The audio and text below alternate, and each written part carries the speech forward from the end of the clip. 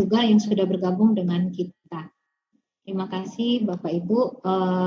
Adapun kegiatan hari ini adalah mengingat kebutuhan ya untuk industri yang bergerak di bidang jasa konstruksi terkait dengan pemahaman ISO 9001 dan 37001 yang merupakan ketentuan ya, menjadi regulasi wajib, bagian dari regulasi wajib penerapan sistem manajemen di dalam bidang usaha konstruksi.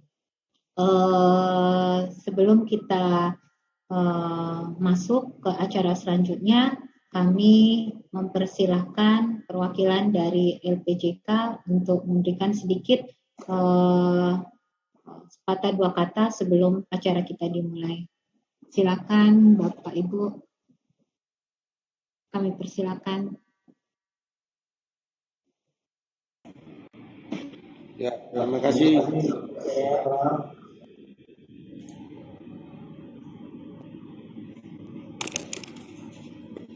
Selamat pagi Bapak Ibu semua, salam sejahtera dan salam konstruksi. Saya belum melihat perwakilan dari Pak Ketua, masih Pak Bintang ya, dari LPJK. Pak Ketua LPJK,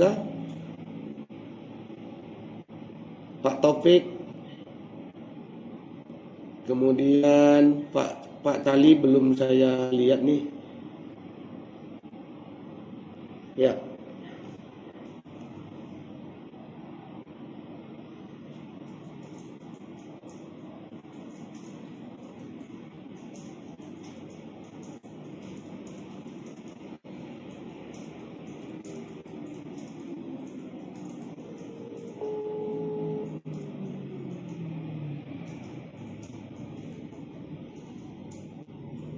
Selamat pagi Pak Sarip Burhanuddin.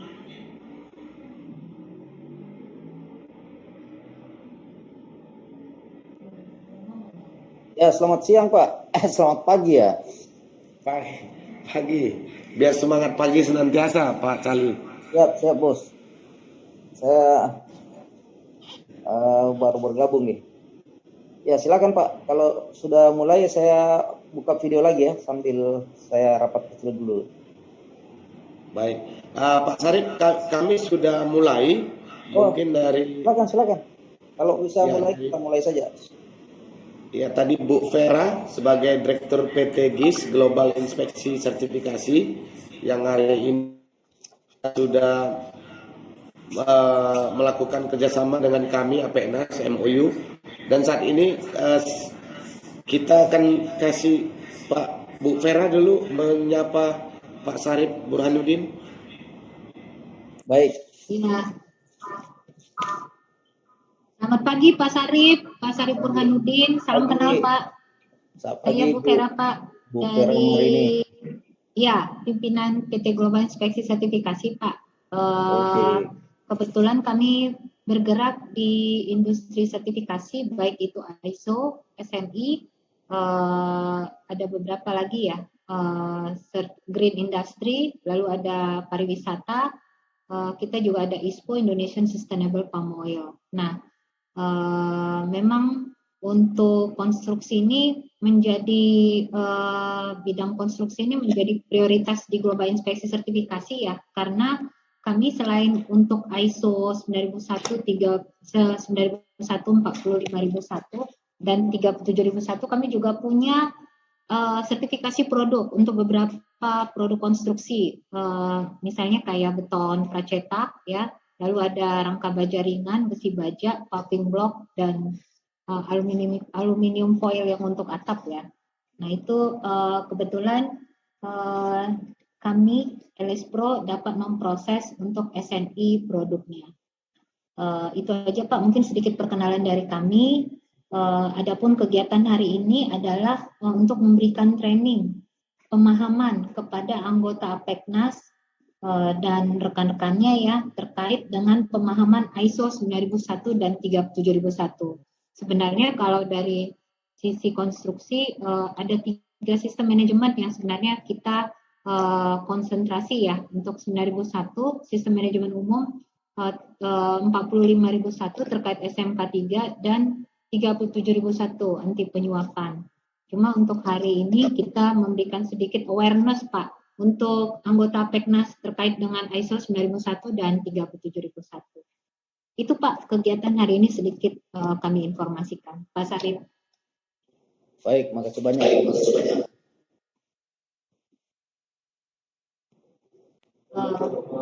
Mempersingkat waktu kami minta persediaan dari Bapak Baik, saya dapat giliran Pak ya. Assalamualaikum warahmatullahi wabarakatuh. Bapak Ketua DPN Apeknas yang saya banggakan, Ibu Vera Marini sebagai Direktur Utama PT Global Inspeksi sertifikasi Bu ya. Kemudian teman-teman dan asosiasi yang hadir pada acara ini. Assalamualaikum warahmatullahi wabarakatuh. Segala puji syukur tentu pertama kita panjatkan kehadirat Allah Subhanahu wa taala. Pada hari ini kita bisa hadir sama-sama dalam acara webinar training pemahaman ISO. Dan itu sekali lagi saya mengajak kita memanjatkan puji syukur. Semoga kita sehat selalu dan acara ini lancar. Bapak Ibu yang saya hormati, kalau kita melihat kegiatan hari ini memang salah satu hal yang kita akan arahkan ke depan, bagaimana mutu pekerjaan atau konstruksi atau jasa konstruksi ini merupakan salah satu jenis usaha atau kegiatan yang sangat dibutuhkan dalam menunjang pembangunan sarana dan prasarana di negeri ini. Dan tentu saja salah satu yang memegang peran penting dalam mendukung aktivitas ekonomi kita adalah juga dari kegiatan usaha atau jenis usaha konstruksi ini. Nah, untuk itu salah satu upaya untuk mendukung dan meningkatkan aktivitas ekonomi dan sosial dalam pembangunan ini, maka memang kita perlu terapkan manajemen mutu dan manajemen anti penyuapan. Bu Vera dan Pak Ketum, di beberapa kebijakan sebelumnya di Kementerian PUPR ketika saya masih menjadi dirjen, memang salah satu menjadi poin yang selalu diingatkan oleh Pak Menteri adalah terkait dengan mutu. Itu tidak boleh ditawar. Jadi hari ini tentu saja menjadi bagian penting bagi webinar kita, karena memang kalau kita hanya ingin membangun aktivitas prasarana dan sarana kita tetapi tidak menjadikan mutu sebagai poin utama, maka memang suatu saat pekerjaan kita itu tidak akan lama. Nah, oleh karena itu saya kira pada hari ini kami dari LPJK sangat mendukung webinar ini sehingga pengetahuan kita tentang manajemen mutu itu bisa lebih baik. Nah, ternyata manajemen mutu ini dia harus juga dikawinkan dengan manajemen anti penyuapan. Nah, mengapa? Karena kadang-kadang ada kaitan yang secara tidak langsung itu bisa terjadi. Maka saya yakin ya Bu Vera yang sebagai pelaksana bersama-sama dengan Pak Peknas atau Pak Ketum, ini sangat strategis sekali proses webinar yang dilakukan pada hari ini. Karena dua SOP, dua ISO yang dikawinkan dan dua-duanya itu saling menunjang. Kemudian kalau kita melihat harian tempo misalnya pada bulan Januari, tanggal 25 Januari, disebutkan bahwa Indonesia memiliki peringkat posisi 96 dari 180 kalau dilihat dari indeks persepsi korupsi. Nah, ini juga salah satu indikator yang perlu kita tingkatkan agar supaya dia jauh lebih baik lagi ke depan. Kemudian dalam hal ini tentu peran serta masyarakat jasa konstruksi amatlah penting dalam meningkatkan daya saing pembangunan yang terjadi saat ini, baik itu secara nasional maupun secara global. Bapak Ibu yang saya hormati, salah satu peran atau upaya yang kita lakukan selama ini adalah memang bagaimana memaksimalkan manajemen penerapan manajemen mutu tadi. Bahkan kita sudah lihat di mana saja mulai dari kegiatan perencanaan itu sudah masuk di dalam dokumennya, kemudian di pelaksanaan, bahkan di SMK 2 kita ada MMS yang menjadi syarat utama, dan itu merupakan bagian-bagian yang harus sesuai dengan standar ISO yang kita akan seminarkan ini. Dan kemudian salah satu hal yang menjadikan negara kita ini masih tinggi indeks persepsi korupsinya karena kita masih belum menerapkan secara sempurna, secara maksimal manajemen anti penyuapan. Nah, ini adalah bagian-bagian yang sangat diharapkan goalnya nanti hasil web seminar ini. Kemudian Bapak Ibu yang hormati, Bu Vera dan juga Pak Ketum, bahwa memang standar ISO yang 9001/2016 adalah patokan dan dasar dalam pelaksanaan manajemen mutu dalam suatu organisasi. Dan kemudian sistem manajemen mutu ini memang dibentuk untuk mengontrol dan juga sekaligus mengawasi kegiatan maupun tugas di internal suatu organisasi atau perusahaan. Dengan adanya sistem manajemen mutu ini tentu diharapkan produknya nanti dapat mencapai target dan paling tidak memiliki kualitas sesuai dengan spesifikasi yang kita sepakati.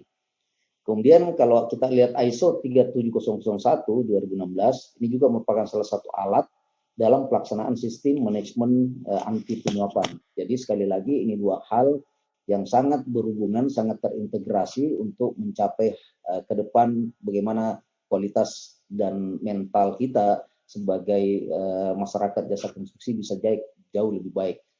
Dan kemudian sistem manajemen anti penyuapan sistem manajemen anti penyuapan ini harapannya memang sudah didesain sejak awal bersama-sama dengan kegiatan manajemen mutu tadi. Jadi bukan hanya manajemen mutu saja atau MMS yang selama ini kita jadikan sebagai bagian dalam proses perencanaan, tapi juga pada saat perencanaan sudah masuk ISO 37001, bukan hanya dalam pelaksanaan saja, tapi sudah dalam bentuk dokumen. Baik Bapak Ibu yang saya hormati, sekali lagi LPJK sangat mendukung program agenda hari ini, yaitu webinar training pemahaman ISO 9001 dan juga 37001, dan mudah-mudahan ke depan Asosiasi Badan Usaha APEKNAS dan PT Global Inspeksi Sertifikasi itu akan jauh lebih baik lagi. Dan kemudian pesan ini buat Pak Ketum dari saya sebagai pengurus LPJK, ke depan saya berharap juga Asosiasi APEKNAS dapat melakukan akreditasi dan membentuk LSBU. Nah, ini hal penting nih, karena kami sangat berharap APEKNAS juga bagian dari asosiasi yang bisa melahirkan sertifikasi perusahaan atau membentuk LSBU, tentu dengan proses sesuai dengan aturannya melakukan akreditasi. Sebelumnya kita masih membuka waktu sampai dua batch lagi di tahun ini. Saya kira demikian. Terima kasih sekali lagi. Selamat mengikuti webinar training pemahaman ISO 9001 dan juga ISO 37001. Demikian. Wabillahi taufiq wal hidayah. Salam sehat. Assalamualaikum warahmatullahi wabarakatuh. Waalaikumsalam Pak Sarip. Terima kasih Pak Sarip Burhanuddin, Wakil Ketua LPJK. Terima kasih Pak untuk dukungan yang senantiasa kami terima dari APEKNAS. Dan salah satu acara hari ini juga merupakan persiapan dalam akreditasi yang telah dilakukan oleh LPJK, dan kami sudah mengikuti akreditasi batch ketiga kalinya, dan kami sadari masih banyak hal-hal yang perlu kami tingkatkan, dan semoga seperti yang Pak Sarip sampaikan tadi, segala peraturan dan aturan akan kami penuhi untuk kelulusan akreditasi ini. Mohon doa dan supportnya senantiasa terus Pak Sarip dan Bapak Ibu dari LP3. Terima kasih Pak Sarip kehadirannya. Terima kasih. Saya izin lip Bu Vera, Bu Pak Ketum dan teman-teman pengurus. Assalamualaikum warahmatullahi wabarakatuh. Waalaikumsalam Pak Sarip. Terima kasih Pak Sarip. Thank you Pak. Salam kenal Pak. Ya, itu tadi Bapak Ibu saya kembalikan ke Bu Vera, Direktur PT GIS. Silakan Ibu Vera. Ya, terima kasih Pak Andi buat kesempatannya. Tadi kita sudah mendengarkan sedikit arahan ya dari Pak Sarip. Selanjutnya kami menyampaikan sedikit tentang GIS. Jadi mungkin tadi ada video ya sebentar ya. tadi udah saya sampaikan juga ada beberapa yang kita mau memperkenalkan ya tentang keberadaan Global Inspeksi Sertifikasi. Oke, ini beberapa visi misi kita. Jadi kami adalah lembaga sertifikasi yang diakreditasi oleh KAN untuk 9001 ya, untuk SNI, ISPO, Tourism, dan Green Industry. Nah, ini ada beberapa sertifikat akreditasi yang kita miliki untuk produk. Sedikit saja saya sampaikan. Jadi kami ada sekitar 70-an skema produk, yang mana diantaranya sebagian adalah produk konstruksi. Jadi kami memegang produk SNI ya, SNI untuk produk beton pracetak, precast, lalu ada rangka baja ringan, ini belum dimasukkan semua sih sebenarnya, ada besi baja, ada paving block, dan aluminium foil. Nah, untuk beton pracetak sendiri, mungkin baru GIS ya yang bisa memproduksi untuk sertifikasi SNI-nya. Spesifikasi beton struktural, ini kan bagian dari produk konstruksi juga. Beberapa klien kita ada Inti Beton, Merak Jaya, Kalvari, lalu ada Wijaya Karya. Wijaya Karya Beton juga merupakan salah satu customer kita. Oke. Ini adalah sistem manajemen yang kami miliki, Green Industry ya.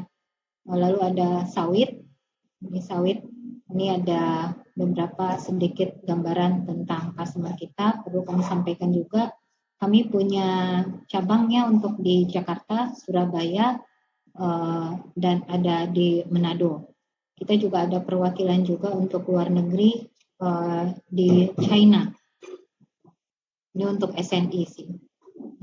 Demikian yang kami sampaikan tentang GIS. Untuk hari ini agendanya terkait dengan kebutuhan ya dari anggota APEKNAS. Tadi sudah disampaikan juga oleh untuk ISO 9001 dan 37001. Kami juga akan nanti menerbitkan sertifikat awareness ya untuk kegiatan hari ISO dan 37001. Nah, untuk 9001 nanti akan disampaikan oleh Pak Santoso. Dia merupakan technical manager di Global Inspeksi. Nanti secara gambaran garis besar ya mungkin ya nanti akan dijelaskan ISO 9001 sistem manajemen umum secara umum ya. Nanti sedikit juga disampaikan terkait dengan Pak Apri, karena Pak merupakan auditor untuk ISO 9001, produk juga masuk, juga merupakan auditor untuk gas rumah kaca ya, Apri ya, untuk verifikasi dan validasi, dan beberapa skema lainnya yang terkait produk kelistrikan. Mungkin saya serahkan Mbak Niken, mungkin bisa membuka sedikit Mbak, menyampaikan CV dari pembicara kita, Pak Apri. Silakan Mbak. Baik, terima kasih. Selamat pagi, salam sejahtera untuk Bapak Ibu sekalian. Mungkin untuk CV Pak Apri, apakah bisa ditampilkan ya? Kita akan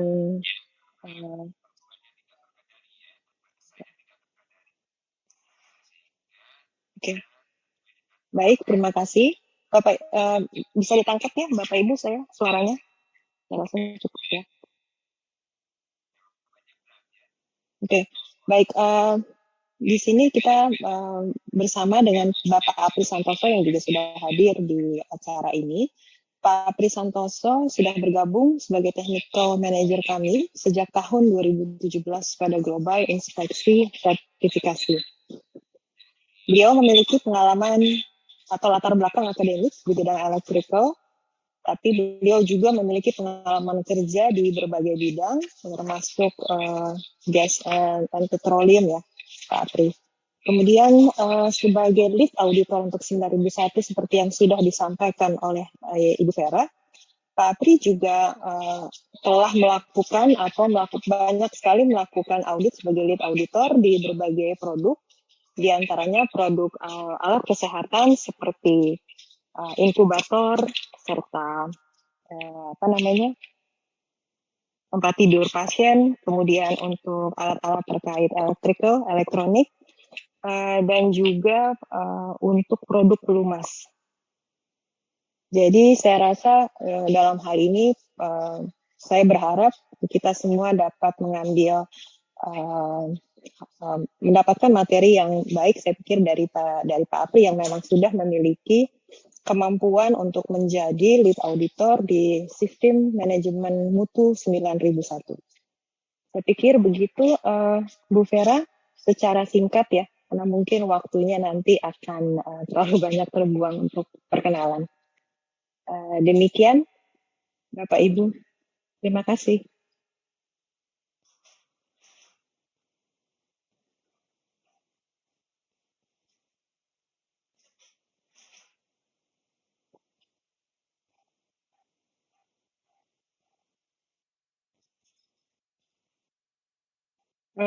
Sudah saya sampaikan, mungkin saya serahkan kembali ke Bu Vera setelah perkenalan singkat dengan Pak Apri. Ibu Vera, izin Ibu Vera. Iya Pak. Ya, untuk hari ini, karena saya juga sebagai Direktur PT Otsera Mandiri, dan sekarang sedang berada di kantor PT GIS untuk menerima sertifikat ISO 9001, ISO 45001 dan ISO 37001 yang telah lulus.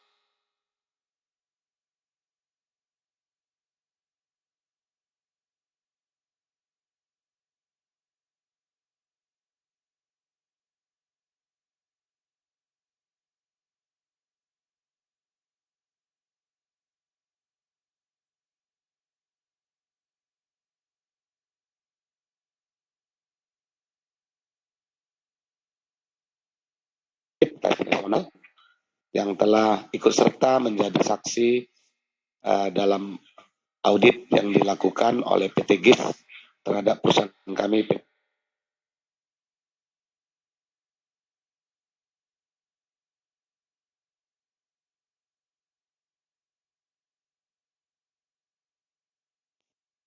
Oke, makasih Pak Pandi.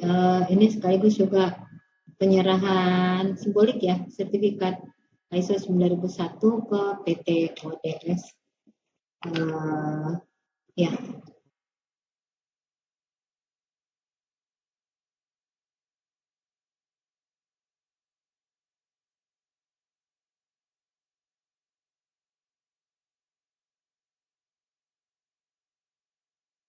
Jadi, Bapak Ibu, sekaligus ini penyerahan simbolik ya untuk sertifikat ISO 91 PT ODS. Terima kasih ya. Terima kasih. Terima kasih.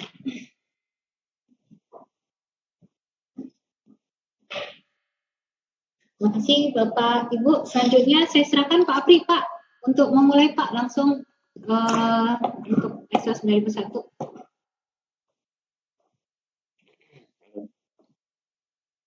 Halo, Bu Vera kedengeran ya suara saya? Kedengeran Pak. Oke, siap. Oke, terima kasih.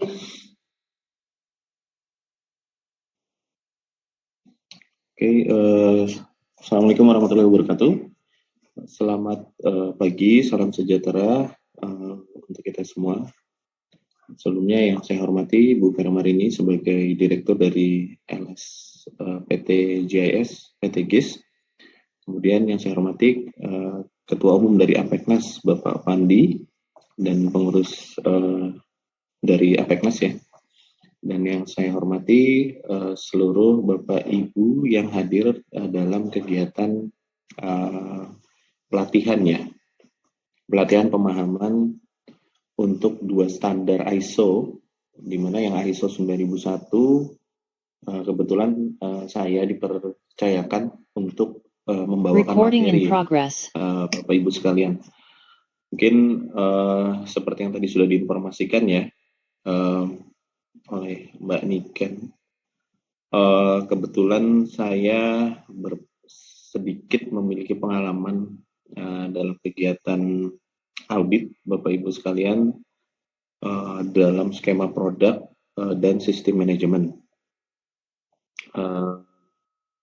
Tadi sebelumnya ada beberapa pembukaan ya yang disampaikan, ada beberapa poin yang saya note sebelum yang disampaikan oleh Pak Syarif Burhanuddin yang kebetulan beliau sudah tidak bergabung dari RPJK, bahwa ISO 9001/2015 ini untuk mengontrol dan mengawasi kegiatan, terutama fokus ya subjeknya adalah pengendalian dari quality. Kemudian tadi sudah ada pembukaan juga dari Ketua Umum Mapeknas Bapak Fandi ya, ada satu poin yang saya note di mana bahwa penerapan ISO 9001 dalam penjaminan mutu ini merupakan suatu journey atau perjalanan ya dari perusahaan, di mana fokusnya adalah peningkatan berkelanjutan, Pak. Jadi sistem itu akan berkembang seiring implementasi, akan terdapat peningkatan berkelanjutan yang dapat memperbaiki sistem yang diterapkan. Oke, mungkin kita bisa mulai saja. Saya akan men-share screen ya Pak, presentasinya. Mungkin saya akan coba, ini slide-nya agak banyak nih ya. Ada 54 slide, saya akan highlight yang penting-penting saja dulu, karena mungkin waktunya juga sangat terbatas ya untuk 2 standar, biasanya 1 standar ini 1 hari gitu. Saya coba padatkan, mungkin nanti kita sediakan waktu di diskusi saja atau pertanyaannya. Jadi coba saya ekspresikan dulu semua, nanti setelahnya baru kita bisa berdiskusi atau melakukan tanya jawab. Mungkin di diskusi dan tanya jawab itu lebih mudah untuk dipahami ya, dan bisa menjawab pertanyaan-pertanyaan dari Bapak Ibu sekalian. Oke, kita mulai saja Pak, terkait ISO 9001/2015. ISO 9001/2015 ini adalah standar terupdate ya untuk 9001, di mana 9001 ini sebelumnya ada 2008, kemudian upgrade ke 2015. Di mana 2015 ini biasanya keluar di tahun 2015, kemudian ada 3 tahun pergantian ya untuk implementasi, sehingga pada tahun 2018 ISO yang sebelumnya tahun 2008 sudah tidak digunakan dan yang sekarang digunakan ada 2015. Untuk poin-poin penting ya perubahan dari 2008 ke 2015. 2015 ini lebih fokus kepada proses. Kemudian ada penambahan tentang pemahaman perusahaan terhadap konteks organisasi yang dijalankan. Dan yang paling penting di 2015 ini adalah pendekatan sistem manajemen yang berbasis resiko, Bapak Ibu sekalian. Jadi apa maksudnya berbasis resiko? Berbasis resiko ini yang dilakukan perusahaan adalah menganalisa dulu resiko-resiko dan peluang-peluang yang ada atau yang berpengaruh terhadap proses bisnis dari perusahaan, untuk kemudian dari resiko dan peluang tersebut akan dibangun satu sistem untuk mengakomodir, menghandle dan menjalankan resiko dan peluang yang ada tersebut. Jadi sistem manajemen yang dibuat adalah sistem manajemen yang berbasis pada resiko dan peluang yang ada pada proses bisnis dari perusahaan. Kemudian satu poin yang perlu saya sampaikan juga, di mana di ISO 9001/2015 ini keterlibatan dari top manajemen ya atau kepemimpinan ini lebih ditingkatkan dibandingkan ISO yang versi sebelumnya tahun 2008. Di mana mungkin salah satu poin penting untuk Bapak Ibu yang sudah menerapkan adalah manajemen representatif itu tidak mandatori lagi. Di mana mungkin sedikit kita balik ke 2008, manajemen representatif itu adalah perwakilan dari top manajemen yang mengevaluasi atau memonitor sistem manajemen yang diterapkan. Itu diwajibkan ada di tahun yang 2008. Untuk yang standar tahun 2015 ini tidak diwajibkan ada, sehingga dengan hal tersebut diharapkan top manajemen atau director lah ya, atau pemimpin dari perusahaan itu dapat terlibat langsung pada monitoring dan evaluasi dari sistem manajemen itu yang ada. Tidak mandatori bukan berarti tidak ada, Bapak Ibu sekalian, posisi manajemen representatif tetap ada, tetapi yang dinilai adalah keterlibatan top manajemen. Karena berdasarkan pengalaman audit saya, pada saat ISO masih yang versi sebelumnya 2008, terkadang ketika kita melakukan audit, top manajemen itu keterlibatannya itu sangat kurang ya pada monitoring sistem manajemen mutu. Jadi ketika kita melakukan audit, biasanya yang in charge pada saat klausul-klausul top manajemen itu justru manajemen representatif. Jadi manajemen representatif ini atau perwakilan dari manajemen ini yang memahami, memonitor dan mengevaluasi dari sistem manajemen. Top manajemennya biasanya kurang lah keterlibatannya. Nah, ini yang coba dirubah di 2015 sehingga pada saat kegiatan audit dengan standar ISO 9001 yang versi 2015 diharapkan keterlibatan dari top manajemen ini terhadap minimum evaluasi ya. Evaluasi dari sistem manajemen yang diterapkan itu bisa dijelaskan atau dipahami gitu ya. Oke, ini mungkin perbandingannya ya dari yang 2008 dan 2015 ada beberapa perubahan yang saya highlight kuning merupakan perubahan baru yang ada di 2015. Mungkin keterlibatan of people ya, keterlibatan dari employee atau penerap sistem manajemen ini lebih ditingkatkan di 2015, kemudian lebih ke pendekatan proses. Kemudian peningkatan berkelanjutannya juga dimonitor, dan semua penerapan dari sistem manajemen yang akhirnya adalah itu keputusan-keputusan yang dibuat terkait perusahaan itu dibuat berdasarkan bukti atau berdasarkan rekaman yang ada. Jadi fungsi dari penerapan sistem manajemen adalah memastikan bahwa ketika perusahaan mengambil suatu keputusan untuk arah perusahaan atau perubahan yang ada di perusahaan, keputusan tersebut diambil berdasarkan faktual data ya.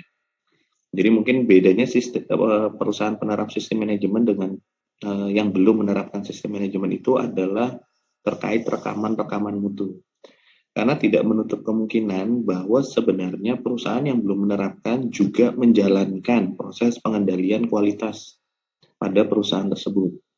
Namun, perbedaan mendasar yang biasanya saya temui ya dalam kegiatan audit, perusahaan yang belum menerapkan dan menerapkan adalah rekaman-rekaman mutu. Jadi yang menerapkan sistem manajemen mutu biasanya memiliki data-data atau rekaman-rekaman terkait kegiatan proses pengendalian mutu yang ada di perusahaan. Nah, yang belum menerapkan bukan berarti tidak menerapkan pengendalian mutu ya. Pengendalian mutu tetap diterapkan, tetapi mungkin belum didokumentasikan atau dicatat secara benar atau secara rapi, di mana hasil dari pencatatan tersebut nanti yang akan digunakan sebagai dasar dalam pengambilan keputusan. Itu ya Bapak Ibu sekalian. Kemudian siklus PDCA ini atau Plan Do Check and Adjust ya, ini sebenarnya juga digunakan dalam ISO 9001/2008 ya. Mungkin saya sedikit jelaskan saja di mana di standar ISO 9001/2015 ini klausulnya disusun sedemikian rupa ya, di mana keterurutan klausul tersebut itu merupakan prinsip penerapan dari PDCA, di mana klausul 4 dan 5 itu merupakan planning. 4, 5, 6, dan 7 itu merupakan planning ya. Kemudian 8 itu merupakan do, 9 itu check, dan 10 itu adjust. Jadi kita merencanakan dulu, kita analisa dulu resiko peluang yang ada, kita analisa dulu pihak-pihak berkepentingan dan kebutuhannya, kemudian kita membuat satu sistem manajemen yang merefer terhadap hasil dari analisa resiko dan peluang tersebut. Untuk kemudian kita do, di kelas 8 kita jalankan sistem manajemen tersebut dan secara berkala kita cek, kita evaluasi hasil dari penerapan sistem manajemen tersebut. Mungkin dari yang paling mudah dipahami adalah ketika do itu kita menetapkan target quality ya, quality objektif, sasaran mutu, apa yang mau dicapai nih dari perusahaan, dari mungkin dari departemen masing-masing, produksi, QC, HR, purchasing dan lain-lain, kita tetapkan target masing-masing. Kemudian kita akan berkala meriksa gitu ya, cek pencapaian terhadap target tersebut. Nah, apabila dalam penerapan sistem tersebut ada 1-2 hal yang perlu kita lakukan perbaikan, peningkatan, nah itu masuk ke kategori adjust. Nah, nanti setelah di-adjust, kita balik lagi ke plan. Jadi apa yang perlu diganti, apa yang perlu diperbaiki, kita lakukan perbaikan, kita rencanakan perbaikan seperti apa, kemudian kita lakukan kembali, do lagi, cek lagi, analisis. Jadi ini merupakan infinite proses ya, proses yang tidak berhenti, akan terus dilakukan selama perusahaan berjalan. Jadi selama implementasi sistem manajemen mutu, PDCA ini akan terus diterapkan, di mana kita akan terus melakukan kegiatan perencanaan, eksekusi dari rencana tersebut, cek pelaksanaannya, dan apabila perlu dilakukan adjustment, kita lakukan adjust, kemudian kita planning lagi hasil dari adjustment tersebut, kita lakukan kembali dan kita cek. Jadi proses ini tidak akan berjalan terus ya. Pemeriksaannya mungkin sedikit tambahan itu di internal audit. Jadi secara berkala nanti kita minimum setahun sekali harus melakukan internal audit untuk mengecek atau memeriksa penerapan dari sistem manajemen itu. Oke, Bapak Ibu sekalian, kita masuk ke klausul ya dari penerapan sistem manajemen mutu.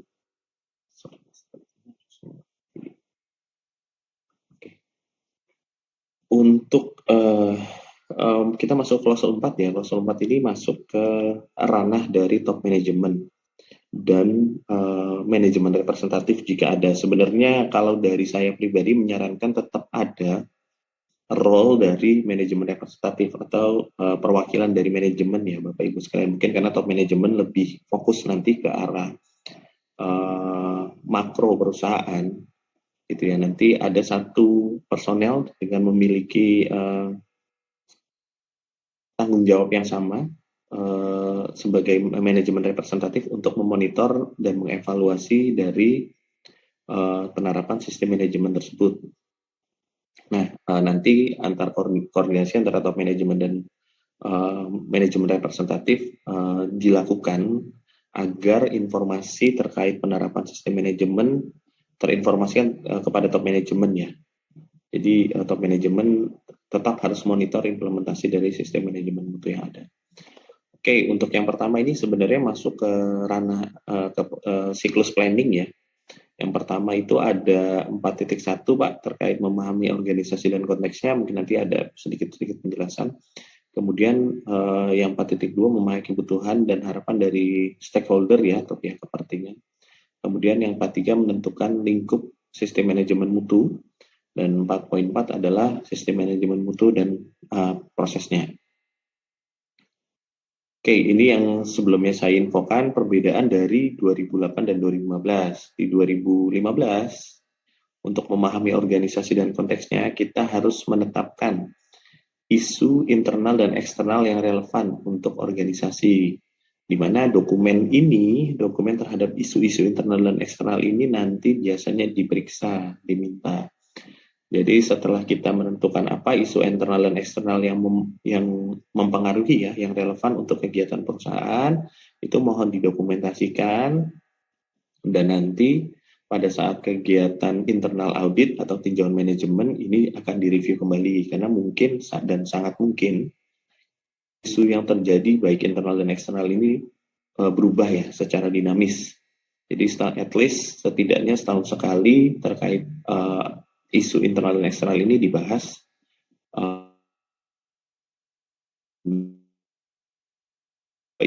dan bukan sertifikat. Dokumen ini nantinya akan diperiksa pada saat kegiatan audit. Jadi dalam konteks perusahaan memahami prosesnya, nah isu internal dan eksternal ini harus dianalisa ya. Mungkin kalau isu eksternal ya lebih mungkin yang contoh yang paling gampang yang bisa saya berikan tuh kayak misalkan pandemi ya. Eksternal itu kan pandemi, isu eksternal ya, dari kejadian di eksternal perusahaan yang dapat mempengaruhi proses perusahaan. Kalau isu internal itu ya banyak ya Bapak Ibu sekalian, mungkin terkait kegiatan proses bisnis, terkait karyawan dan lain-lain. Nah, itu bisa dianalisa. Isu-isu apa saja sih yang bisa terjadi dan mempengaruhi proses. Itu mungkin salah satu poin yang perlu dibuat dokumentasinya ya untuk 4.1. Pemenuhan terhadap sistem manajemen mutu ya. Kemudian 4.2 ini masih dalam bagaimana perusahaan memahami konteks ya. Konteks organisasinya itu adalah mungkin ini umum ya, terkait stakeholder lah, pihak berkepentingan. Siapa-siapa saja pihak yang memiliki kebutuhan dan harapan terhadap proses bisnis dari perusahaan. Mungkin kalau bidang konstruksi banyak ya. Bisa yang paling simpel adalah lingkungan sekitar, masyarakat sekitar proyek itu perlu masuk, merupakan satu stakeholder yang perlu dipertimbangkan kebutuhan dan harapannya. Atau misalkan dari pemerintahan, dari internal perusahaan juga ya. Kemudian top manajemen, BOD ya, itu juga merupakan pihak-pihak yang stakeholder yang berpengaruh terhadap proses bisnis perusahaan. Nah, yang perlu dilakukan apa? Perusahaan harus menganalisa kebutuhan dan harapan dari stakeholder tersebut. Mungkin LPSJK tadi juga termasuk stakeholder ya, di mana mungkin kebutuhan dan harapannya dari LPSJK tadi salah satunya adalah quality penerapan ya dari para kontraktor atau para perusahaan yang bergerak dalam bidang konstruksi. Nah, itu perlu, dan ini merupakan salah satu dokumen yang mandatori juga Bapak Ibu sekalian. Biasanya pada saat kegiatan audit kita akan dimintakan apakah kebutuhan dan harapan dari stakeholder sudah dianalisa. Sebenarnya dokumentasi terhadap klausul ini terkadang ada dan terkadang tidak kita temukan ya. Tapi ini bukan informasinya mandatori, terkadang ketika kita audit ini harus dijawab oleh top manajemen. Nah, untuk menghindari nanti jawaban misalnya dari top manajemennya kurang relevan gitu ya Bapak Ibu sekalian, lebih baik didokumentasikan sehingga ketika dilakukan kegiatan audit nantinya pertanyaan terhadap klausul ini dapat dijawab dengan baik. Oke, kita lanjut ke poin 4.3 ya, menentukan lingkup sistem manajemen mutu, dan 4.4 ya, sistem manajemen mutu dan prosesnya. Ini juga masih masuk untuk top manajemen, di mana top manajemen biasanya harus menentukan dulu penerapan dari sistem manajemen mutu ini lingkupnya sampai di mana. Nah, yang saya ketahui biasanya nih kalau kontraktor tuh banyak lingkupnya ya. Misalkan ada kontraktor di bidang building saja, ada yang di electrical saja, atau yang hampir di semua lingkup konstruksi nih ada juga. Nah, di sini nanti biasanya pada panduan mutu yang dimiliki perusahaan itu nanti ditentukan lingkup SMM ini mencakup lingkup apa saja. Jika lingkupnya mencakup seluruh kegiatan konstruksi, ya maka ditulis bahwa penerapan sistem manajemen mutu memang diterapkan pada semua lingkup atau semua proses perusahaan. Atau ada beberapa yang masuk ke pengecualian. Misalkan penerapan lingkup SMM ini hanya pada konstruksi building ya. Itu bisa juga, tapi penerapannya atau deklarasinya itu harus disampaikan pada panduan mutu ya, atau ada informasi, intinya informasi tersebut harus visible karena nanti ini akan menentukan sejauh mana audit akan dilakukan dan menentukan lingkup yang akan ada pada sertifikat ISO 9001-2015. Itu oke, kita lanjut ke klausul berikutnya ya. Klausul berikutnya ini klausul 5 terkait kepemimpinan dan komitmen. Kemudian ada kebijakan mutu, dan 53 itu peran, tanggung jawab, dan wewenang dari personel di organisasi.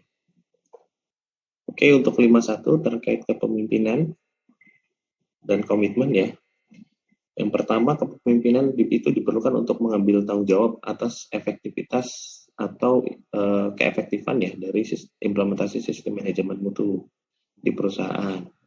Ini yang saya informasikan sebelumnya bahwa top manajemen diharapkan keterlibatannya lebih jauh lagi ya terhadap implementasi efektivitas dan evaluasi dari sistem manajemen yang diterapkan.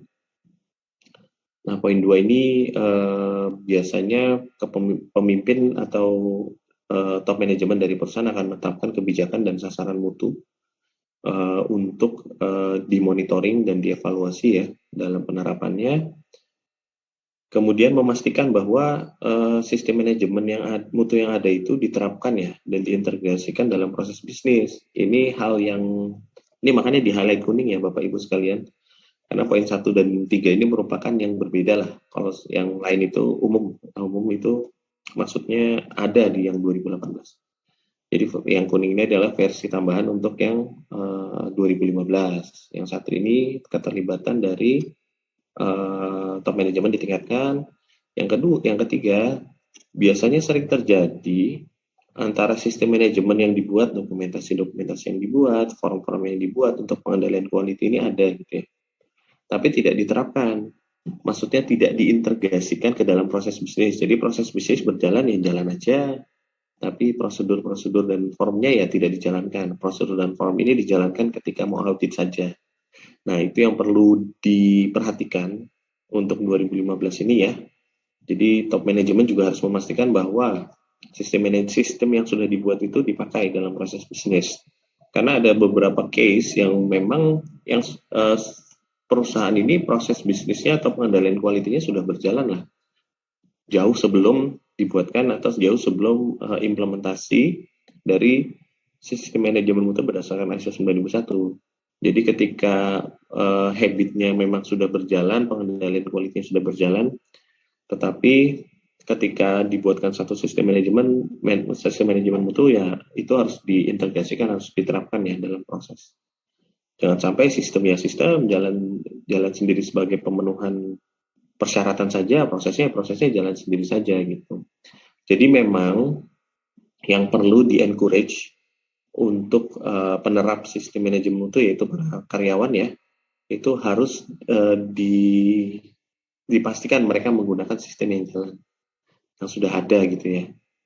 Jadi memang pasti akan menambah kerjaan Bapak Ibu sekalian, tidak mungkin saya bilang tidak karena mungkin perbedaannya yang sebelumnya tidak dicatat tapi dilakukan. Nah, dengan penerapan sistem manajemen mutu itu apa yang dilakukan harus dicatat.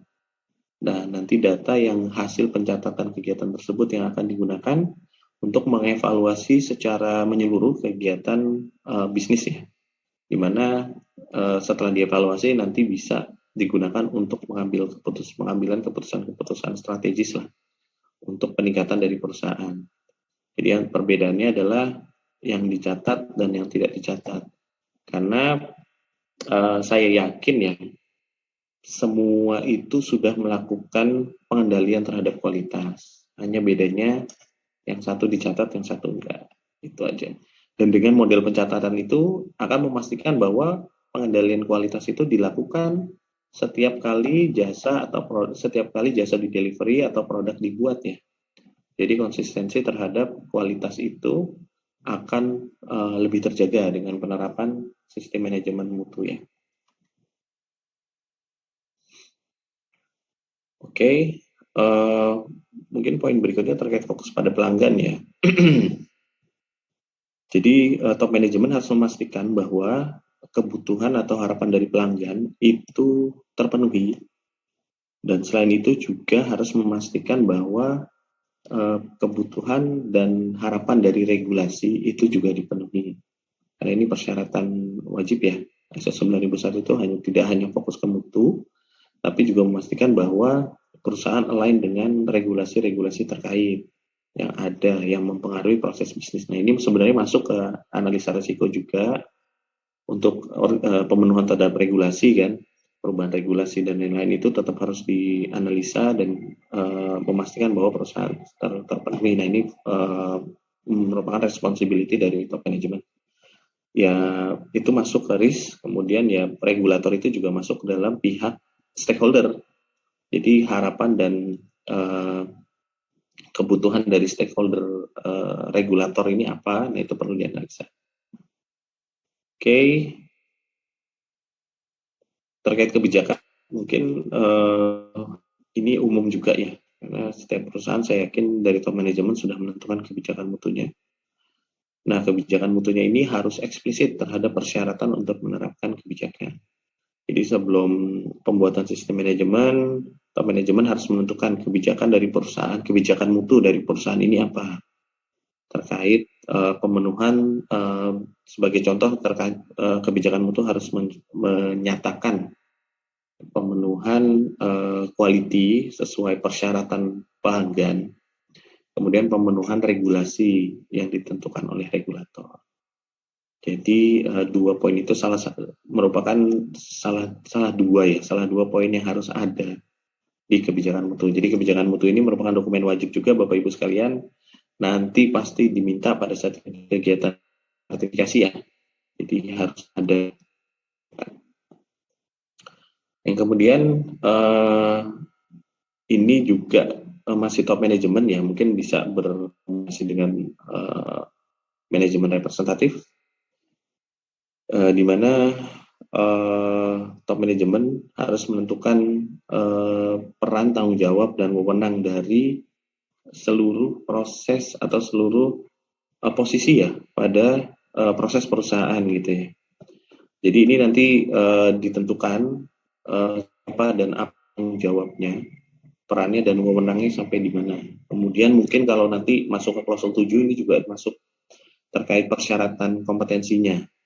Jadi job desk lah, ini simpelnya job desk. Jadi job desk itu harus sudah ditentukan. Personnya siapa, tanggungnya apa, wewenangnya apa, kualifikasinya apa. Misalkan pimpinan proyek nih, peran dan tanggung jawabnya apa, wewenangnya apa, itu harus sudah ditentukan. Kemudian kualifikasinya apa. Jadi ini merupakan salah satu sistem manajemen mutu juga ya untuk memastikan bahwa personel-personel yang ada dan melakukan tugasnya itu kompeten dalam bidangnya. Kompeten dalam bidangnya, persyaratan itu ditentukan oleh top manajemen dan manajemen representatif. Intinya job desk untuk tiap-tiap posisi itu harus ada Bapak Ibu sekalian ya. Job desk ini termasuk wewenangnya juga itu perlu dipersyaratkan. Kemudian untuk nanti mungkin di klausul 7 ya masuknya, tapi relevan dengan klausul ini adalah persyaratan kompetensinya. Misalkan untuk menjadi kepala proyek itu minimum pendidikannya apa, minimum pelatihannya apa, kemudian atau pengalaman pekerjaannya minimum apa. Nah, ini untuk memastikan bahwa pelaksanaan terhadap proses tersebut dapat dilakukan dengan baik oleh personel yang memang memiliki pengalaman dalam memiliki pengalaman dan kompetensi dalam melakukan kegiatan tersebut. Jadi ini biasanya nanti ketika audit juga diminta ya, job desk lah masing-masing position itu apa, katanya apa. Ini dokumen yang wajib ada untuk penerapannya ya, nanti dipastikan ada. Oke, kita lanjut ke klausul 6 ya. Klausul 6 ini terkait perencanaan setelah strategis information ditentukan tadi di 45, kemudian 6 ini mulai diimplementasikan ya. Seperti yang saya bilang sebelumnya bahwa ISO 9001-2015 ini merupakan sistem manajemen mutu yang berbasis risiko. risk based thinking. Jadi sistem manajemen mutu ini dibuat berdasarkan resiko-resiko apa saja yang mempengaruhi proses bisnis perusahaan. Jadi setelah kita analisa resikonya, kita bikin satu prosedur, satu sistem lah ya untuk mengendalikan resiko tersebut. Jadi sistem manajemen mutunya itu dibuat berdasarkan resiko-resiko yang ada lah dalam proses bisnis gitu.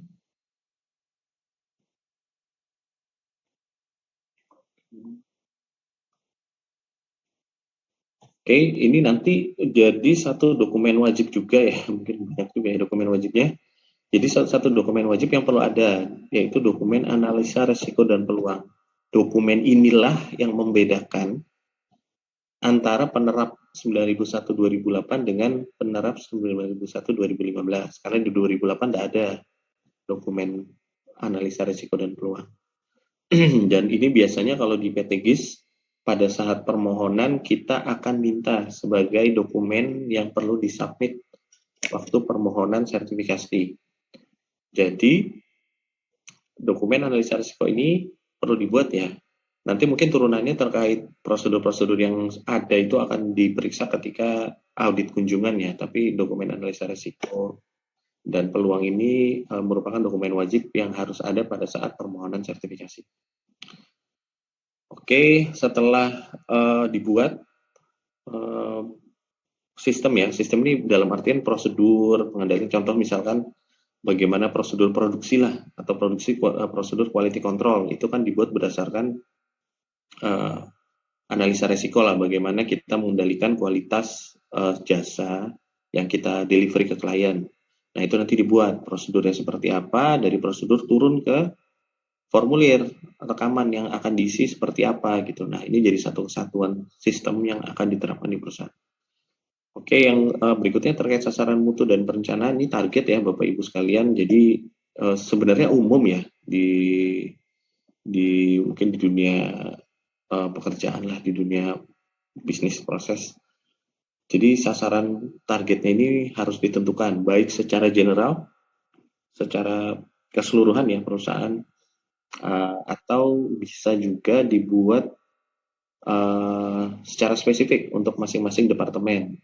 Jadi istilahnya masing-masing departemen ini akan bekerja dengan satu target yang harus dicapai. Nah target ini nanti akan dievaluasi di mana hasil pencapaian atau hasil dari pencapaian target tersebut yang dapat menentukan arah perusahaannya. Jadi sasaran dari perusahaan harus ditetapkan ya. Ini pasti diminta nih ketika audit. Jadi misalkan paling gampang kalau objektifnya mungkin dalam konteks marketing lah.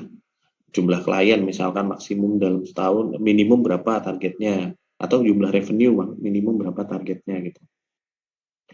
Untuk bagian dari produksi atau QC misalkan klien komplain tuh maksimum nggak boleh berapa banyak lah dari quality. Nah ini ditentukan untuk memastikan bahwa pekerjaan yang kita lakukan itu ada tujuannya. Jangan nggak ada, misalkan ya udah jalan aja gitu, ada komplain ya silakan, nggak ada nggak apa-apa gitu. Jadi nggak mempengaruhi. Nah itu nanti jadi sense of quality-nya itu akan berkurang karena ya nggak ada target, nggak ada yang kita kejar. Dimana penentuan target ini juga nanti akan berpengaruh terhadap reward and punishment lah yang paling gampang. Jadi penerap sistem manajemen mutu ini aware akan apa yang harus dilakukan, akan apa yang harus dicapai, di mana nantinya jika target tersebut tercapai akan ada reward atau misalkan tidak tercapai ya ada punishment. Nah ini pentingnya, jadi nggak ngawang-ngawang lah istilahnya tuh ya kerja aja gitu. Mau itu nanti hasilnya bagus atau enggak ya udah yang penting dikerjain. Nah itu yang dihindari dengan penetapan sasaran mutu ini. Dan sasaran mutu ini akan dievaluasi Pak setiap tahunnya ya. Bisa per tahun, tapi per tahun tidak disarankan ya, karena biasanya per triwulan itu lebih baik atau 6 bulan sekali lah. Karena misalkan dalam 1 tahun ada target yang harus dicapai, kalau misalkan kita evaluasinya udah di akhir tahun dan belum tercapai, itu ngejarnya susah lah. Jadi kalau misalnya 3 bulan kita lihat targetnya berapa, kalaupun misalkan nanti sampai akhir tahun ternyata masih jauh nih dari target, kita masih punya waktu 3 atau 4 bulan untuk ngejar target tersebut. Itu. Dan untuk sasaran mutu ini, poin penting yang harus dicatat adalah satu, measurable, dapat diukur. Biasanya harus ada angkanya lah, jangan nggak ada angka. Jadi kan harus diukur nih, kita tahu targetnya 10, ya harus 10. Jangan nggak ada angkanya. Jadi 10 itu tercapai atau enggak, ya nggak tahu karena nggak ada angkanya. Measurable ya. Yang kedua yang penting tuh achievable. Achievable itu dapat dicapai, jangan target itu perfect ya. Karena dalam prosesnya pasti ada error lah. Kita harus sediakan room for error. Jadi kalau ketika ada komplain ya tidak apa-apa. Mungkin dalam prosesnya ada 1-2 hal yang miss. Karena kalau misalkan targetnya nggak achievable atau tidak dapat dicapai itu nggak dalam, menurut saya sih tidak fair ya gitu, karena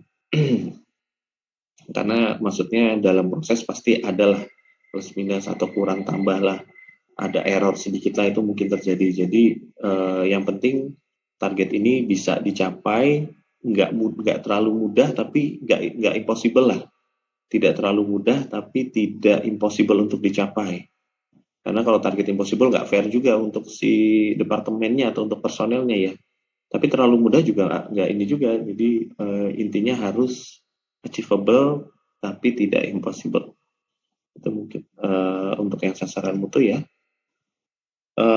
Terkait perubahan perencanaan ini seperti yang diinformasikan sebelumnya, bahwa suatu sistem manajemen ini penerapannya berkelanjutan, peningkatannya berkelanjutan. Jadi tidak mungkin perfect ketika awal penerapan. Apabila misalnya Bapak Ibu baru di awal penerapan ini, mungkin banyaklah yang kurang, ada ini yang kurang, itu yang kurang. Nah, itu yang nanti dievaluasi, kemudian jika ada yang perlu dirubah, nanti akan dilakukan perencanaan terlebih dahulu ya. Nah, ini maksudnya poin 63 ini, jika ada perubahan terkait sistem manajemen mutu yang diterapkan, nanti harus dilakukan perencanaan. Oke, ini mungkin tadi sudah dijelaskan ya.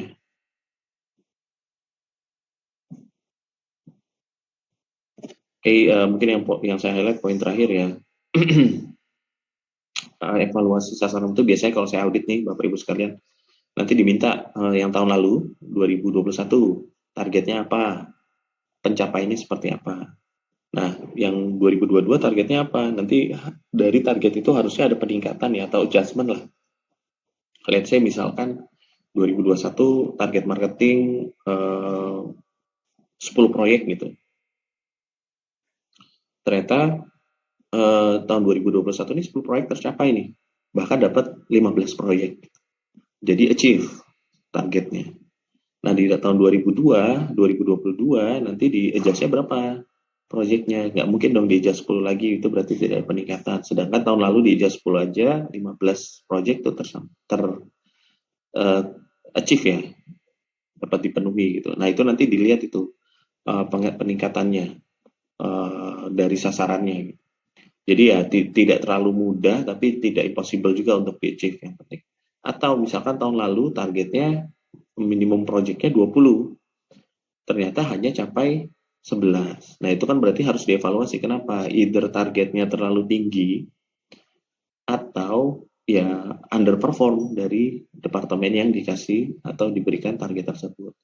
Nah, nanti di tahun 2022 ya harus ada adjustment. Either targetnya dirubah atau ya misalkan secara manpower kurang nih untuk achieve 20. Nah, berarti ada perubahan di manpower. Intinya seperti itu ya. Jadi target ini ditetapkan, dianalisa, kemudian di-adjust juga untuk memastikan bahwa semuanya itu sejalan ya dengan kesesuaian jasa atau produk. Juga yang ya, poin pentingnya adalah dipantau, dikomunikasikan, dan diperbaharui. Oke, terkait perubahan ini harus terencana ya, karena perubahan itu dapat mempengaruhi macam-macam ya, jadi nggak bisa serta-merta harus berubah. Nah, ini biasanya nanti lebih banyak peran ke manajemen representatif, bahwa perubahan ini akan mempengaruhi terkait pengetahuan organisasi, kemudian masuk ke klausul 8 ini, klausul implementasi proses ya, perencanaan dan pengendalian operasi, dan ada klausul pengendalian perubahan. Nanti kita masuk ke sana ya. Oke, oke, lanjut ke klausul berikutnya. Ini masih klausul perencanaan juga ya. Dan masuk ada do-nya juga di sini. Tadi plan-nya di sebelumnya ya. Yang pertama, dukungan itu termasuk sumber daya, kompetensi, kepedulian yang paling penting ya. Komunikasi dan informasi terdokumentasi. Oke, yang pertama sumber daya ini bukan hanya manusia ya, maksudnya ini bisa equipment dan lain-lain ya. Sumber daya itu harus mencukupi ya untuk memastikan keefektifan sistem manajemen mutu. Pertimbangannya ya bisa dari internal, equipment, personel, facility itu masuk ke sini. Kemudian atau eksternal, penyedia eksternal mungkin kalau sebenarnya saya nggak terlalu familiar juga nih dengan kontraktor ya, mungkin dari kontraktor ini penyedia eksternal ini sangat banyak gitu ya berhubungannya ya Bapak Ibu sekalian, karena mungkin ada proses mungkin nggak semua peralatan itu dimiliki langsung oleh kontraktor ya, terkadang kita berhubungan dengan pihak ketiga untuk penyediaan beberapa alat yang digunakan dalam satu proyek. Nah ini harus dipastikan bahwa perusahaan itu memiliki sumber daya yang cukup baik internal maupun eksternal. Nah, mungkin poin penting dari klausul ini adalah untuk lingkup kontraktor itu penyedia eksternal ya, pengendaliannya ya, pengendalian terhadap penyedia eksternal dan memastikan bahwa kita memiliki cukup support lah dari eksternal juga. Ya ini tadi ya apa yang dimaksud sumber daya itu bisa personel, baik personel internal ya, kemudian infrastruktur yang diperlukan, kemudian ada lingkungan untuk operasional ya, untuk proses ya, kemudian pemantauan nih dan pengukuran sumber daya dan pengetahuan organisasi. Nah, saya highlight yang 715 saja, bahwa kompetensi dan evaluasi terhadap sumber daya ini perlu dilakukan ya secara berkala. Sebenarnya umum juga ya. Mungkin kadang ada beberapa yang tidak tercatat, ada yang dicatat ya. Intinya sih penilaian Pak, evaluasi berkala lah terhadap performance dari personel. Di mana perusahaan harus melakukan minimum setahun sekali ya. Biasanya pun tidak juga setahun sekali, tapi ada yang 6 bulan sekali. Penilaian kinerja terhadap karyawan. Ini pasti diminta juga. Di kriterianya apa yang dinilai, hasilnya seperti apa, penilainya siapa, dan itu perlu dilakukan. Di mana hasil dari penilaian kompetensi atau dari performansi dari karyawan ini nanti menentukan baik kita memerlukan penambahan orang atau memerlukan peningkatan kompetensi dari karyawan. Dan ini yang 715 ini perlu dipastikan ya implementasinya. Penilaian reguler terhadap kompetensi atau performance dari karyawan. Itu nanti jika memang ternyata performance-nya kurang gitu ya, nah itu nanti bisa dipastikan bahwa perlu ditingkatkan, dilakukan pelatihan dan lain-lain. Oke, itu untuk sumber daya. Nah, yang perlu saya highlight nih agak penting juga nih Bapak Ibu sekalian, 73 ya, kepedulian. Kepedulian dan komunikasi. Ini mungkin peran top manajemen sangat penting ya terkait kepedulian. Kepedulian ini dalam artian kepedulian terhadap sistem manajemen mutu yang diterapkan.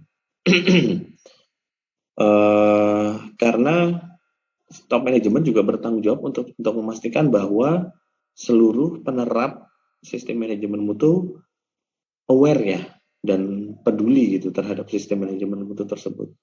Jadi ketika satu sistem sudah dibuat, analisa sudah dilakukan, prosedur dibuat untuk mengakomodir analisa tersebut, rekaman-rekaman dipastikan untuk sudah dilakukan untuk maksudnya formulir-formulir sudah disiapkan untuk penerapan tersebut. Perlu dipastikan bahwa penerap atau yang melakukan implementasi ini peduli gitu terhadap sistem tersebut. Kadang ada satu form yang sudah dibuat untuk mencatat ini itu dan hal yang dilakukan tapi tidak ditulis karena penerapnya tidak peduli terhadap sistem yang sudah dibuat. Bisa jadi karena memang selama ini dilakukan toh nggak ada masalah kok gitu. Tapi sebenarnya kita mengambil data-data tersebut adalah untuk memastikan bahwa quality yang kita deliver itu konstan. Gitu. Nah, kepedulian ini perlu ditanamkan ya, perlu dipastikan oleh top manajemen bahwa keseluruhan karyawan itu peduli terhadap sistem tersebut, melakukan pencatatan-pencatatan yang memang sudah dipersyaratkan oleh prosedur yang sudah dibuat. Nah, ini untuk dipastikannya biasanya ini nggak ada buktinya sih, nggak ada bukti dokumentasinya. Tapi biasanya penerapan klausul ini kita bisa lihatlah dari seberapa konsisten implementasi dari sistem manajemen mutu. Karena kita pasti akan lihat catatan-catatannya. Penilaian karyawan dilakukan nggak untuk seluruh karyawan dalam 1 tahun? Kalau nggak, ada yang dinilai, ada yang enggak. Nah, itu sebenarnya efek dari ketidakpedulian, efek dari penerapan kepedulian tersebut. Jadi jangan sampai sistem yang udah dibuat, capek-capek disiapkan, tapi karena kepeduliannya kurang terhadap sistem tersebut akhirnya tidak terimplementasikan. Itu nanti akan menjadi masalah juga ketika misalkan dilakukan external audit ya, baik dalam konteks audit sertifikasi awal ataupun surveillance yang memang dilakukan secara berkala tiap tahun. Nah, ini masuk menjadi satu kesatuan ya untuk komunikasi juga. Jadi mengkomunikasikan sebenarnya sistemnya seperti apa. Nah, ini tugas biasanya manajemen representatif ya, perwakilan dari manajemen. Sistemnya seperti apa, pengisiannya seperti apa gitu. Itu nanti perlu dikomunikasikan dengan penerap ya, atau tim yang mengimplementasikan sistem manajemen itu tersebut. Oke, ini terkait informasi terdokumentasi, Bapak Ibu sekalian. Jadi ini perbedaan mendasar ya antara perusahaan penerap ISO 9001 dengan yang belum menerapkan. Salah satunya adalah memiliki informasi terdokumentasi. Jadi apa sih intinya? Intinya itu segala sesuatu yang kita lakukan itu sesuai dengan yang kita catat. Dalam artian prosedur ya. Kita membuat prosedur ya, semua dilakukan sesuai prosedurnya. Karena prosedur itu dibuat untuk menjaga resiko yang memang mengekspos ke perusahaan. Nah, kita lakukan sesuai yang dicatat, kita melakukan sesuai prosedur yang dibuat, kemudian kita catat hasil yang kita lakukan. Di mana hasil catatan tersebut nanti datanya kita collect untuk kita tahu sebenarnya sejauh mana sih performance perusahaan gitu. Quality yang kita deliver, misalkan kalau misalnya kita nggak catat, let's say misalnya ada komplain nih dari pelanggan, kita nggak catat, nah kita nggak tahu dalam 1 tahun itu berapa banyak komplain sih, komplainnya tentang apa saja sih, nah itu yang nanti bisa merubah perusahaan untuk meningkat lebih baik ya di tahun berikutnya. Tapi kalau nggak pernah dicatat ya kita nggak tahu. Jadi pencatatan itu pengambilan data tersebut ya untuk dievaluasi ya, karena ya sebagai top manajemen atau sebagai pemilik perusahaan ya kita harus tahu sebenarnya performa perusahaan itu sampai mana sih, komplainnya berapa banyak, posisi kita itu di market itu seperti apa. Ini masuk dalam informasi terdokumentasi di mana di sini ada aturannya ya Bapak Ibu sekalian terkait dokumen. Jadi prosedur itu nggak asal-asal lah dibuat gitu. Prosedur itu harus ada namanya, harus ada identifikasinya, harus ada format bakunya ya. Jadi kita tuh tahu lah dokumen itu bisa kita kontrol. Misalkan prosedur produksi nih, kita buat tanggal berapa, nomornya berapa, isinya apa gitu. Nah, nanti kan dalam perjalanannya bisa jadi prosedur ini diganti ya, ada revisi. Nah, revisinya itu perlu dokumentasikan juga. Jadi revisi terakhir kapan, apa yang diganti, nah itu perlu ada. Jadi yang dipastikan adalah prosedur yang digunakan nanti pada saat implementasi adalah prosedur termutakhir atau yang paling baru ya yang digunakan. Jangan prosedur yang udah berubah, yang sudah obsolete masih digunakan. Oke, untuk 751 mungkin persyaratannya sekarang lebih fleksibel ya. Fleksibel itu dalam artian identifikasi dokumen itu yang penting jelas. Kita tahu karena pada saat pendaftaran permohonan sertifikasi nanti akan dimintakan juga list prosedur yang dipakai apa saja gitu. Oke, jadi nanti 75 ini terkait dokumentasi ya, terkait sistem lah, prosedur-prosedur yang dibuat itu harus dikasih identifikasi dan dijaga. Oke, tadi klausul 7 terkait sumber daya ya, sumber daya baik personel, infrastruktur, kemudian kompetensi, kemudian kepedulian dan ada komunikasi. Yang terakhir sumber daya itu sumber daya dokumentasi. Jadi dokumen-dokumen ini harus ada nih, prosedur-prosedur ini harus tertulis. Mungkin kadang ada yang nggak tertulis ya karena udah dilakukan rutin lah. Bertahun-tahun saya lakukan kok nggak ada masalah, kok bisa gitu. Cuma nextnya perbedaannya dengan SMM berarti prosedur itu harus didokumentasikan ya. Atau minimum instruksi kerja. Kenapa? Karena turnover karyawan tuh sering lah, banyak gitu. Jadi mau dipastikan bahwa yang berjalan itu sistem bukan personel. Karena ya kalau misalkan personel yang berjalan, siapa tahu personel itu sakit atau cuti atau bahkan resign gitu ya, nanti kitanya yang bingung nih. Wah, orangnya udah nggak ada sekarang, dia yang paham semuanya lah istilahnya tanpa tertulis nih. Nah itu kan repot. Nah, kalau misalkan sistem yang berjalan, mau siapapun yang duduk di situ, siapapun yang bertanggung jawab di situ, ya dia tinggal baca prosedur. Oh begini cara dilakukannya. Oh ini yang harus dicatat. Gitu. Jadi smooth lah. Karena yang berjalan adalah satu sistem, bukan personel. Jadi personel itu berjalan mengikuti sistem. Nah, kalau personel ganti gitu ya, ya adaptasinya tuh nggak terlalu sulit, nggak terlalu susah lah, nggak terlalu sulit gitu ya. Jadi dia tinggal lihat prosedurnya seperti apa saja yang perlu dicatat, apa saja yang perlu dilaporkan, seperti itu. Jadi sistem ini menghindarkan dari kesulitan misalkan personelnya ada perubahan gitu ya, Bapak Ibu sekalian. Oke, kita lanjut ke 8. 8 ini terkait implementasi ya. Terdapat beberapa klausul ya, ada 81 sampai 85. Yang pertama terkait perencanaan ya. Jadi ini udah masuk ke proses do ya.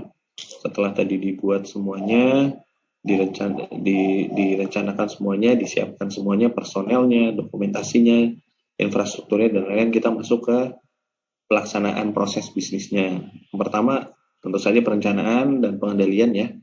Jadi kita harus bikin perencanaan yang lebih mudah ya. Berarti ada perencanaan project lah. Misalkan project itu harus direncanakan, apa saja yang diperlukan, TAT-nya berapa lama gitu ya. Ini masuk di klausul 81 perencanaan. Nah, biasanya nanti di audit diminta lah ini.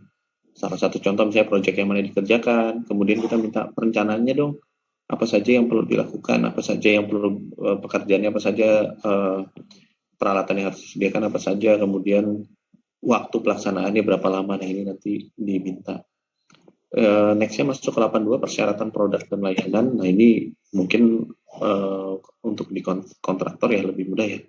Maksudnya apalah yang mau dikerjakan gitu, apa sih yang harus dibuat gitu. Nah itu kan pasti ada tuh persyaratannya dari tender lah, biasanya suka ada. Atau persyaratannya apa yang diharapkan dari customer tuh apa sih terakhir produk hasilnya gitu ya. Nah ini nanti biasanya diminta juga untuk mungkin sampling salah satu proses atau tender yang dilakukan. Kemudian 83 ini biasanya eksternal sih kalau di kontraktor. Mungkin saya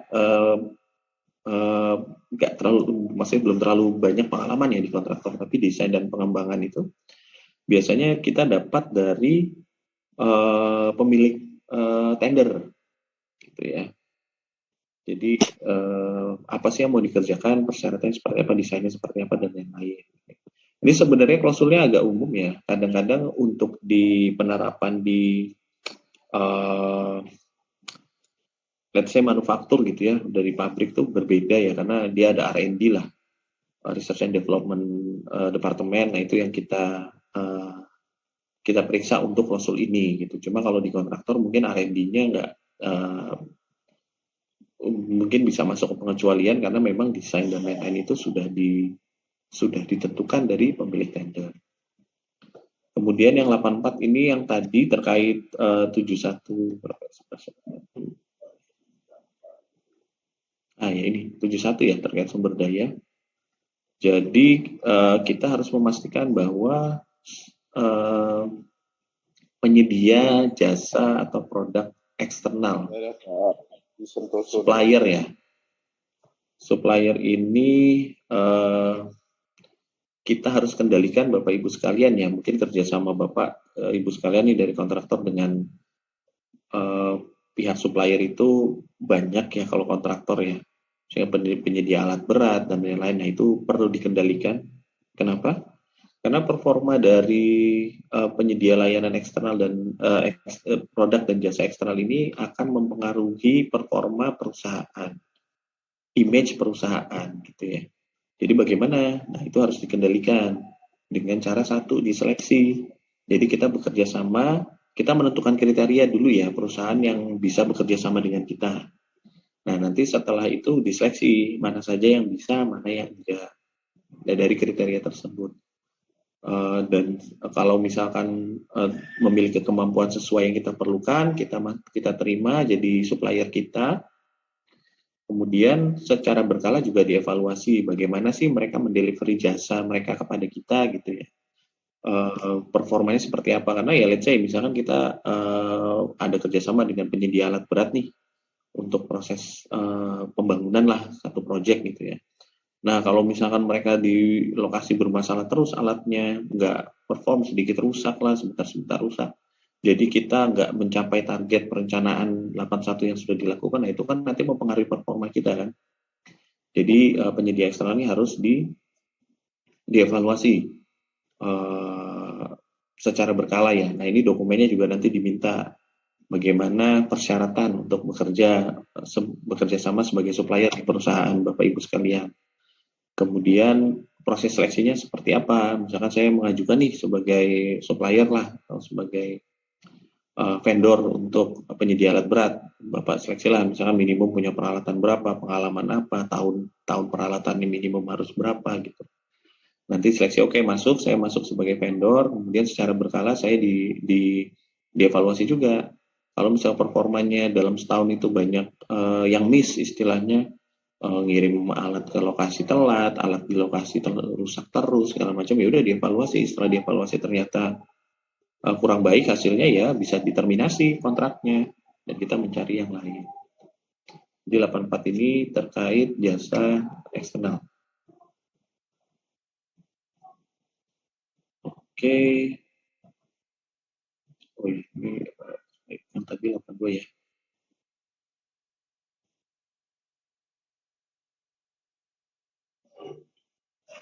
Oke.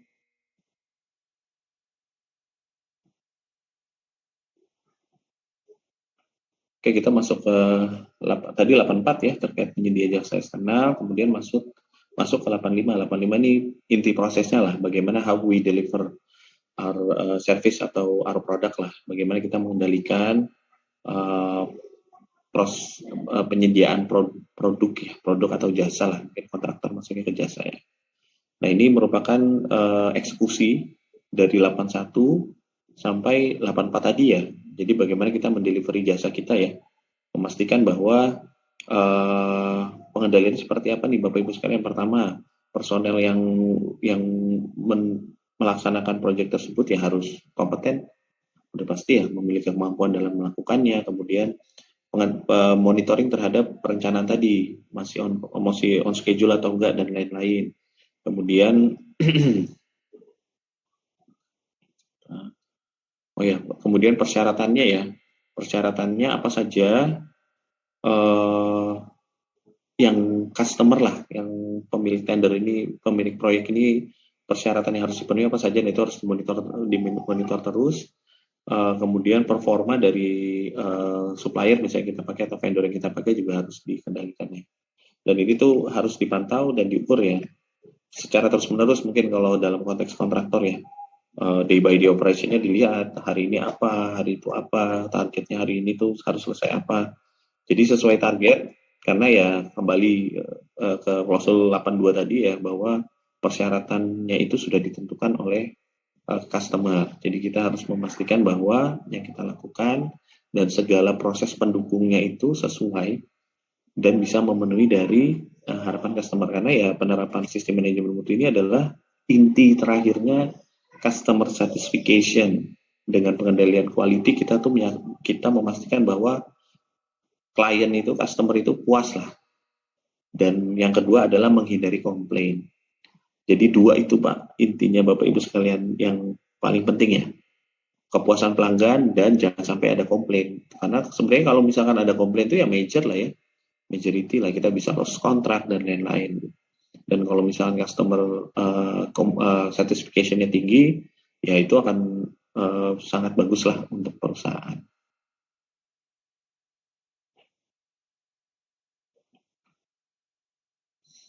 Oke, ini terkait identifikasi dan mampu telusur ya 852. Jadi yang dipastikan adalah gini Bapak Ibu sekalian, bahwa keseluruhan prosesnya itu harus dicatat, ya sebenarnya ini penerapan juga ya, harus dicatat dan dipastikan bahwa dapat tertelusur ya. Contohnya misalkan dalam satu tender itu kita tahulah proses-proses yang sudah dilakukan apa saja. Makanya ini kembali tadi pemastian pada klausul 73 ya terkait kepedulian dan komunikasi, bahwa keseluruhan proyeknya itu nanti sesuai ya diterapkan dengan perencanaan yang sebelumnya. Jadi dan misalkan proyek banyak, ada beberapa proyek juga harus dipastikan bahwa mana yang dilakukan, harus bisa diidentifikasi ya terkait proses-proses yang dilakukan. 853 ini bisa nggak ya sebentar diterapkan. Jadi 853 ini termasuk misalkan sebenarnya saya lebih relevansinya ke pabrik ya, terkadang atau ke proses ya. Terkadang ada properti atau peralatan yang dimiliki oleh customer gitu ya, yang kita ada di infrastruktur kita yang kita lakukan proses. Nah itu harus dipastikan bahwa properti atau peralatan tersebut dikontrol ya. Paling gampang misalkan ada satu proses yang ini relevansi ke pabrik juga ya. Ada satu proses yang memang kita itu melakukan hanya satu proses saja. Jadi produk itu sebenarnya dikirimkan oleh customer kita untuk kita modifikasi lah dalam satu kegiatan gitu ya di perusahaan kita. Nah kita harus memastikan bahwa bagaimana pengendaliannya gitu. Misalkan kita mengolah satu proses yang bahan dasarnya itu merupakan milik customer ya. Jadi kita hanya processing saja gitu. Nah untuk memastikan bahwa bahan dasar itu diterima dalam kondisi baik, setelah kita proses juga dalam kondisi baik, itu sesuai dengan persyaratan pelanggan. Nah itu perlu dilakukan satu pengendalian juga. Terkadang ada satu proses bisnis yang ya hanya memproses satu kegiatan untuk barang yang memang dimiliki pelanggan gitu ya. Jadi itu untuk memastikannya perlu dikontrol juga terkait properti-properti atau peralatan-peralatan atau produk-produk yang dimiliki oleh pelanggannya. Oke, 854 ini mungkin nggak masuk ya. Preservasi ini gudang sih Bapak Ibu sekalian. Jadi mungkin ya nggak apa-apa, ini ISO 9001 saya sampaikan secara umum ya. 854 ini preservasi atau gudang ya. Penyimpanan lah. Jadi kita harus melakukan kontrol terhadap penyimpanan produk ya. Mungkin ini lebih ke produk maksudnya ya. Jadi bagaimana kita mengendalikan penyimpanan warehouse ya untuk produk-produk yang sudah dibuat gitu ya. Jadi mungkin karena ada beberapa produk yang tata cara penyimpanan itu dapat mempengaruhi quality juga. Jadi kita harus dari penerap ISO ini 9001-2015 ya, harus juga memiliki prosedur atau pengendalian terhadap bagaimana produk-produk itu dipreservasi. Mungkin paling gampangnya jika penerapan itu misalkan di warehouse ya, kita melakukan penyimpanannya itu dikendalikan lah. Jadi nggak berantakan. Areanya sudah ditentukan untuk produk A, produk B, produk C, terus persyaratan preservasinya atau persyaratan penyimpanannya itu seperti apa gitu. Nah, itu yang harus diatur ya. Karena mungkin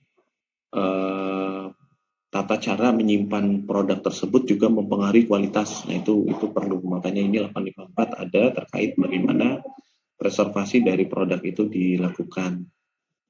Gitu ya. Misalkan ada satu produk yang harus disimpan dalam kondisi suhu tertentu, humidity tertentu. Nah, itu nanti di mana suhu dan humidity itu mempengaruhi quality dari produk. Maka dari itu perusahaan harus memiliki pengendalian bagaimana preservasi terhadap produk itu dilakukan. Nah, 855 ini garansi lah ya, aktivitas pasca penyerahan. Jadi kita jual produk kita lepas saja, atau Bapak nih misalkan jual jasa konstruksi nih, nah nggak serta merta setelah jadi ya wes, nggak ikut campur lagi kan, nggak gitu ya. Jadi apa aktivitas pasca penyerahan? Jadi bagaimana perusahaan mengatur setelah jasa atau produk itu di delivery ya, itu ke klien. Kalau mungkin kalau dalam konteks produk lebih mudah dipahami ya Bapak Ibu sekalian ya, terkait garansi lah.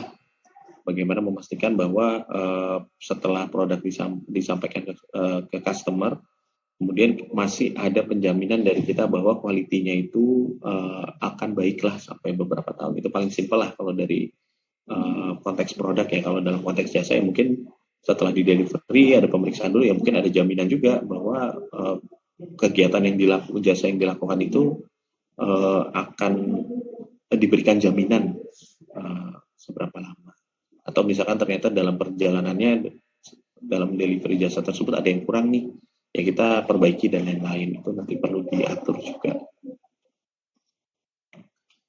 Oke, ini pengiriman ya, pelepasan produk dan jasa nih merupakan persyaratan dari operasi juga Pak. Jadi how we delivery our product itu mungkin dalam, yaitu pengendaliannya mungkin lebih relevansi lebih mudah saya jelaskan di produk ya.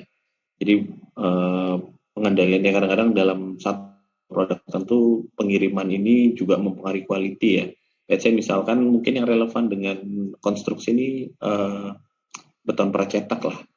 Bagaimana handlingnya pada saat pengiriman, loading unloadingnya itu kan biasanya mempengaruhi ya di konstruksi ya Bapak Ibu sekalian ya.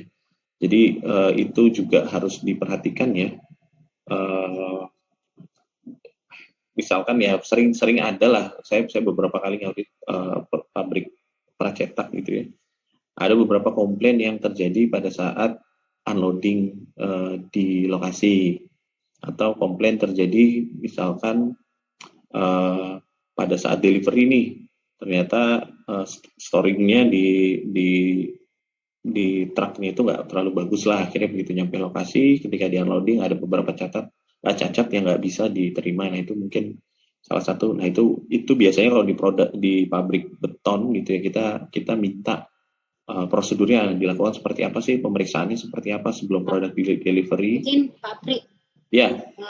Pak Pri ini soalnya posisinya bukan di Indonesia, jadi dia lupa waktu. Oh iya.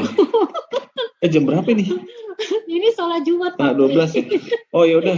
Saya habisin dulu deh sebentar Bu. Mungkin nanti tanya jawabnya setelah sholat Jumat ya. Serius banget. Saya sholat Jumatnya masih nanti, masih lama. Aprinya lagi di Dubai. Mungkin kita nggak apa-apa. Nanti diterusin aja setelah istirahat. Oh iya, oke. Ya, jadi biar bisa sholat Jumat dulu ya, Bapak Ibu. Linknya masih sama ya. Oke, kita break dulu berarti ya. Mungkin nanti lanjut ke 9 dan 10. Udah tinggal sedikit lagi sih. Nanti mungkin lebih banyak ke diskusi aja ya. Biar lebih. Boleh. Nanti kita diskusi bareng-bareng ya, Bapak Ibu. Penerapannya di konstruksi seperti apa. Oke, kita itu ya Pak Pri ya. Siap-siap. Oke. Nanti kita lanjut ke 87. Oke. Nanti kita lanjut setelah jam berapa Bu Vera? 1:30 jam 1? Nanti kita lanjut jam 1 ya. Jam 1, oke. Jam 1 kita lanjutkan ya Bapak Ibu sekalian. Ya, nanti di-share kalau sudah selesai Bapak Ibu. Mungkin yang punya pertanyaan bisa di-chat dulu, boleh. Di-chat dulu, nanti minta tolong dari adminnya untuk di-collect dulu ya. Nanti baru kita. Oke, tetap semangat ya. Oke, makasih. Thank you Pak Pri. Thank you Bu.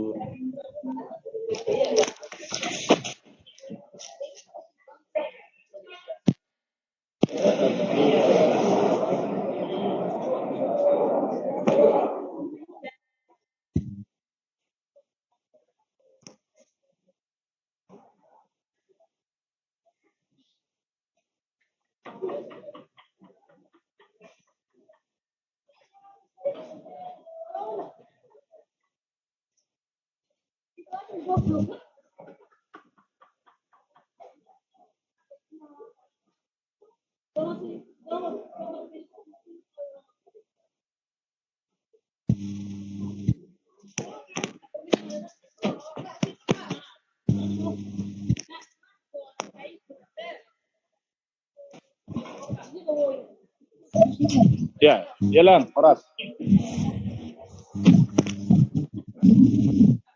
Lagi di Cape Prima tuh lah.